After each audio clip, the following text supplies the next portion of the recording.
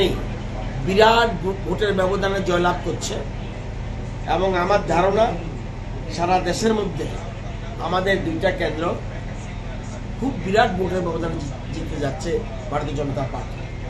Plus সারা দেশে মোদিজির নেতৃত্বে সরকার গড়তে যাচ্ছে ভারতীয় জনতা পার্টি।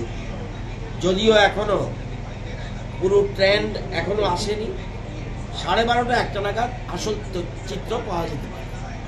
এখন পর্যন্ত আমরা যেমন উড়িষ্যাতে খুব ভালো রেজাল্ট করছে আমাদের, যেমন কর্ণাটক আমাদের খুব ভালো রেজাল্ট হচ্ছে, এরকম বিভিন্ন রাজ্যে আমাদের খুব ভালো রেজাল্ট। কোথাও কোথাও আমরা কোথাও একটু পিছিয়ে আছি, কিন্তু 1-1.5টা পর্যন্ত বোঝা যাবে টোটাল চিত্রটা। কিন্তু সরকার ভারতীয় জনতা পার্টি করতে যাচ্ছে। কংগ্রেস থেকে যেন বলা হচ্ছে যে তারাও এসে পড়ছে, কি বলবেন? আসার কোনো সুবিধাই নেই। এখন পর্যন্ত কংগ্রেস মাত্র 543 আসন, মাত্র 92টা সিটে তারা এগিয়ে আছে। ট্রেন্ড, এটা রেজাল্ট না। আসবে কিভাবে? কংগ্রেস পার্টি এখন পর্যন্ত ভারতীয় জনতা পার্টি 250টা, শুধু বিজেপি একা 250-এর বেশি আসনে লিড করছে। অন্যরা কিভাবে আসবে? ভারতীয় জনতা পার্টি একেই সরকার করতে পারে, আমাদের সহযোগী দল তো আছে। ভারতীয় জনতা পার্টির জয় জয়কার হচ্ছে এবং মোদিজি আবারও দেশের প্রধানমন্ত্রী হচ্ছে, তাতে সন্দেহ কিন্তু পরন্তু নেই। আমরা যে লক্ষ্যমাত্রা রেখে আমরা আমাদের ভারতীয় জনতা পার্টির আমাদের যিনি নেতা, আমাদের দেশের যশস্বী প্রধানমন্ত্রী নরেন্দ্র মোদিজি যে আহ্বান করেছিলেন, মানুষ, সারা ভারতবর্ষের মানুষ মোদিজির গ্যারান্টির উপর ভরসা করে আজকে যে রেজাল্ট আমরা দেখতে পাচ্ছি, আবারও দেশের প্রধানমন্ত্রী হ্যাট্রিকের দিকে আমরা এগিয়ে যাচ্ছি। তো আমি আপনাদের মাধ্যমে সমস্ত দেশবাসীকে আন্তরিকভাবে অভিনন্দন এবং শুভেচ্ছা জানাচ্ছি।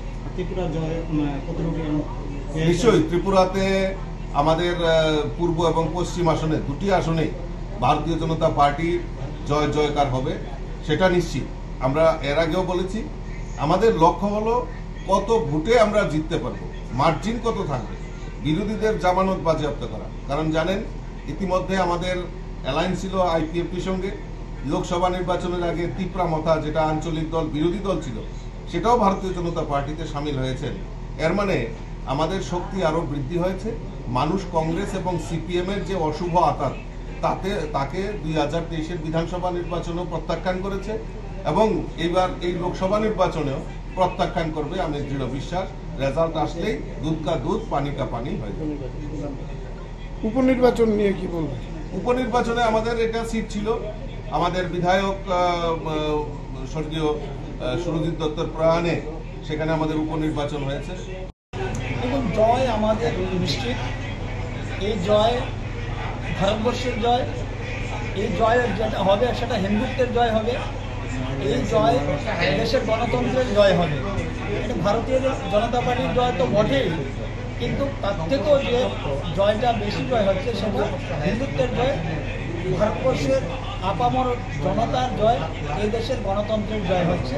এবং মোদিজির নেতৃত্বে এই প্রথম স্বাধীন ভারতের ইতিহাসে যে এক ব্যক্তি একই দলে 3বারের মতো প্রধানমন্ত্রী হচ্ছেন, এটা একটা রেকর্ড হচ্ছে স্বাধীন ভারতের ইতিহাসে। এটাই সব থেকে বড় বিষয়, এখানে কোনো সন্দেহ নেই।